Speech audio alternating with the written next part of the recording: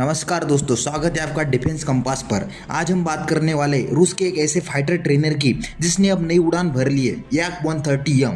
ये वही एयरक्राफ्ट है जिसने सालों तक रूस और कई देशों में बेहतर एडवांस ट्रेनर का काम किया, लेकिन अब इसे अपग्रेड करके रूस ने एक ऐसे लाइट कॉम्बैट एयरक्राफ्ट यानी लाइट अटैक जेट में बदलना शुरू कर दिया है। तो चलिए जानते हैं आखिर Yak-130M में क्या बदलाव हुए, इसका मकसद क्या है और ये किस तरह दुनिया के दूसरे लाइट कॉम्बैट जेट को टक्कर देगा। चैप्टर 1, Yak-130M की शुरुआत। दोस्तों, रूस की यूनाइटेड एयरक्राफ्ट कॉर्पोरेशन ने आधिकारिक तौर पर अपने पहले Yak-130M एडवांस कॉम्बैट ट्रेनर के ग्राउंड और फ्लाइट टेस्ट शुरू कर दिए। ये नया वर्जन इरकुश एविएशन प्लांट में बनाया गया है और ये याकोलेव फैमिली के लिए एक बड़ा अपग्रेड माना जा रहा है। इस वर्जन में रूस ने कई एवियोनिक्स, सेंसर और हथियार सिस्टम शामिल किए ताकि ये सिर्फ ट्रेनर जेट न रहकर एक पूरी तरह से सक्षम लाइट अटैक प्लेटफॉर्म बन सके जो दिन और रात दोनों समय हर मौसम में मिशन पूरा कर सके। अभी 2 और Yak-130M एयरक्राफ्ट तैयार हो रहे हैं और ये जानकारी खुद रोस्टेक ने 10 अक्टूबर 2025 को दी है। चैप्टर 2, Yak-130 का सफर।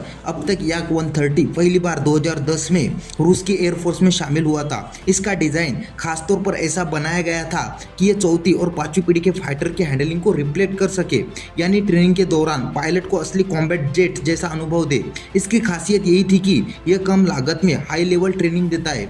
यही वजह है कि इसे कई देशों ने खरीदा, जैसे Algeria, Bangladesh, Belarus, Laos, Iran और हाल ही में वियतनाम ने भी।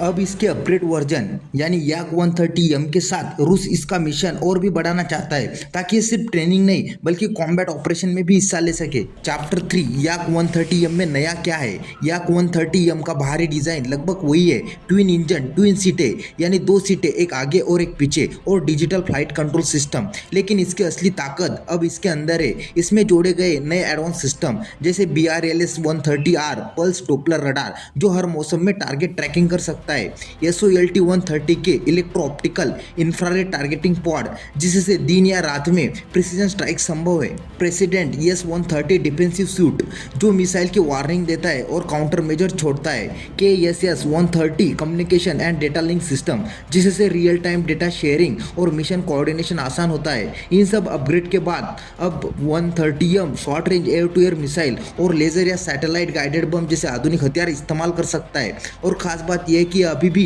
Lead in front fighter training क्षमता को पूरी तरह से बरकरार रखता है, यानी ये ट्रेनर भी है और असली फाइटर जैसा अनुभव भी देता है। चैप्टर 4, एक नया रोल ट्रेनर से कॉम्बैट प्लेटफॉर्म तक।